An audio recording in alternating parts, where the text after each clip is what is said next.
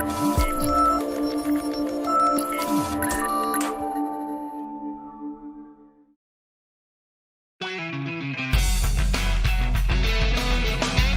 listening to the Shared Security Podcast with Tom Eston and Scott Wright, exploring the trust you put in people, apps, and technology. This is your Shared Security Weekly Blaze for July 29th, 2019, with your host, Tom Eston.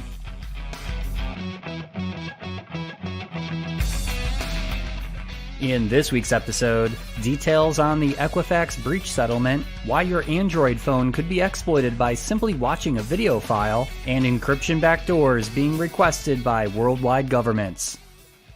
Can you believe that it's almost August and that summer is almost over? I was just in Target the other day and noticed that the school supplies are already out. Once you see that, you know the Halloween supplies are also right around the corner. It's totally crazy. I don't know about you, but I want to plan at least a few more short trips with my friends and family, which is my own desperate way to hold on to the last few fleeting moments of summer. So don't let protecting your digital privacy get in the way of your plans. You should be using a silent pocket Faraday bag or phone case, which will block all wireless signals, keeping your devices secure and completely off the grid so you can be focused on your time away. As a listener of this podcast, you get 15% off your order by using discount code SHAREDSECURITY at checkout. See Silent Pocket's full line of products at silentpocket.com today before summer gets away. Hi everyone, welcome to the Shared Security Weekly Blaze, where we update you on the top 3 cybersecurity and privacy topics from the week. These podcasts are published every Monday and are 15 minutes or less, quickly giving you news that you can use.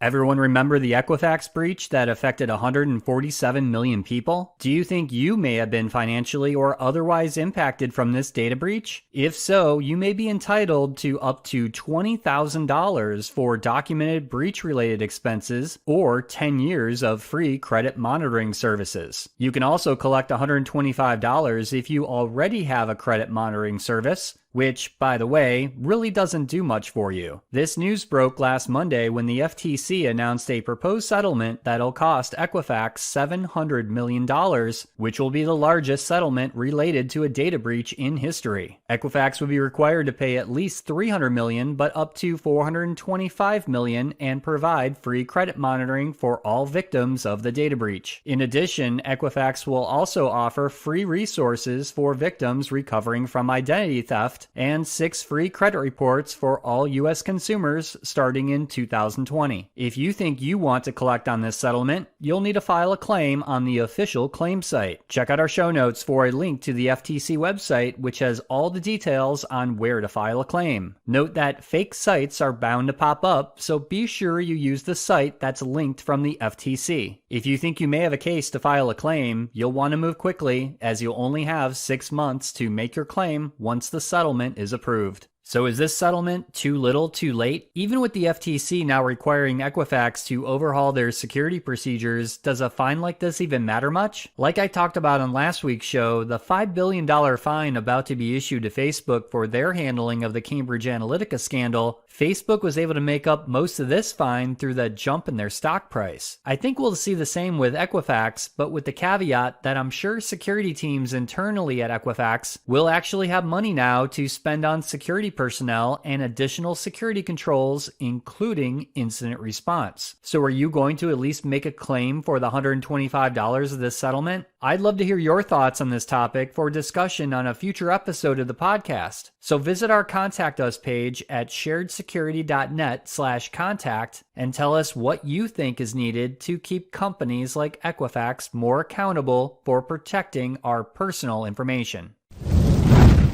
Do you happen to use an Android phone? Not only do you need to worry about malware, fake apps, and phishing attacks, but now there is a new exploit making the rounds that's delivered through simply playing a video on your Android device. According to the Hacker News, there is a remote code execution vulnerability that affects over 1 billion devices running Android versions 7 through 9. That would be Android Nougat, Oreo, and Pie. The vulnerability itself resides in the Android Media Framework, which, if exploited, could allow an attacker full control of an Android device. The attack works by tricking the user to play a malicious video file within the native Android video player application. That is, the video player that's installed by default on most Android devices. The good news is that Google has already released a patch earlier in July for this specific vulnerability, but the bad news is that the way Android patching works, this update may or may not be pushed to Android devices, depending on your carrier and device manufacturer. This is one of the biggest problems with Android devices, and that is device fragmentation, and the way security updates are delivered to Android devices, if at all. Note that if you receive a video through an app like Facebook Messenger or WhatsApp, the video is always compressed and encoded, so this type of exploit won't work. The best course of action is to never click on video links from untrusted sources, and of course, update your Android operating system as frequently as possible.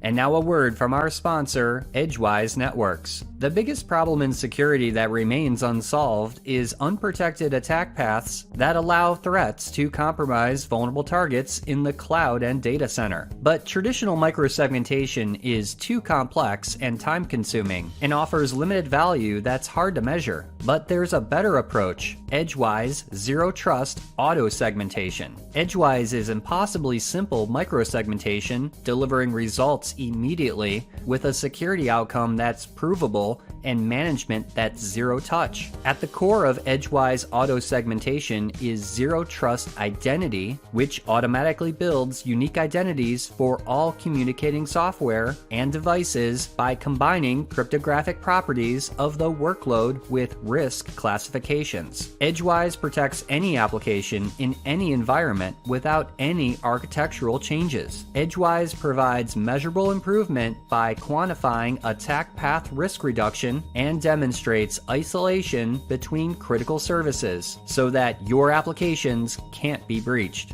Visit edgewise.net to find out more about how Edgewise can help stop data breaches. These days, it's rarely a case of if you'll be hacked and more of a question of when. Once a hacker gets past your defenses, they cover their tracks and systematically infiltrate your network to steal information or shut your business down. And more often than not, they do it quietly and methodically. There is one single source of truth that can expose the hacker: the packets on the network. They contain the information necessary to understand where a hacker may be, what they're stealing, and where they're going next. That's where NetScout comes in. Their smart data approach gives you high-resolution, consistent, and continuous monitoring everywhere in the IT infrastructure and in any workload. NetScout gives you visibility without borders. Their solutions detect the most comprehensive array of threats and provide visibility any place a hacker travels, even in the public cloud.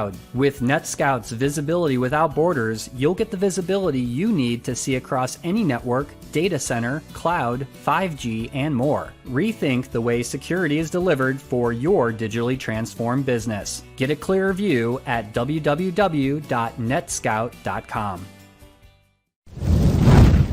I read an interesting op-ed this past week that we'll have linked in the show notes for you about a comment that current U.S. Attorney General Bill Barr told attendees at a cybersecurity conference last week regarding encryption. And that was, quote, "Warrant-proof encryption is already imposing huge costs on society," and that he has had enough of, quote, "dogmatic pronouncements that lawful access simply cannot be done." He went on further to say, quote, "It can be, and it must be," end quote. Now, this isn't the first time that the US or other worldwide governments have made similar demands to the tech industry to create what would essentially be backdoors into apps and systems that use encryption, all in the name of lawful access to prevent terrorists and to enhance public safety. A great example of this is when the Australian government last year asked the maker of Signal, which is an end-to-end encrypted messaging app, to build in a backdoor for government use. use. Now, the problem with backdoors is that they cause a weakness in not just the software, but the entire product or solution, allowing an area for real attackers to exploit and find weakness. I really like the author's analogy in which he says, quote,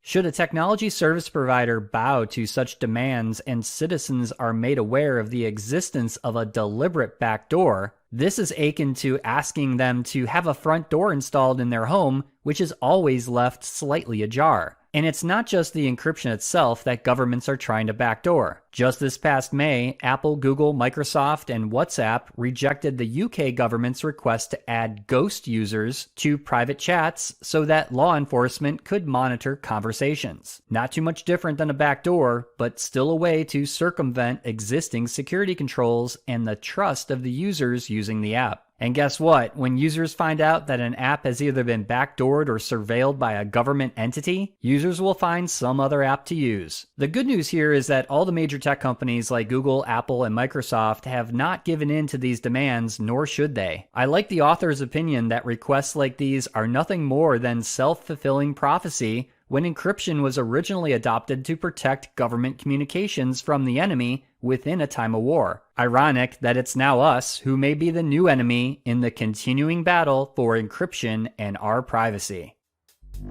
That's a wrap for this week's show. Visit our website, sharedsecurity.net, for previous episodes, links to our social media feeds, our YouTube channel, and to sign up for our email newsletter. First-time listener to the podcast? Please subscribe wherever you like to listen to podcasts. And if you like this episode, please share it with friends and colleagues. Thanks for listening, and we'll see you next week for another episode of the Shared Security Weekly Blaze.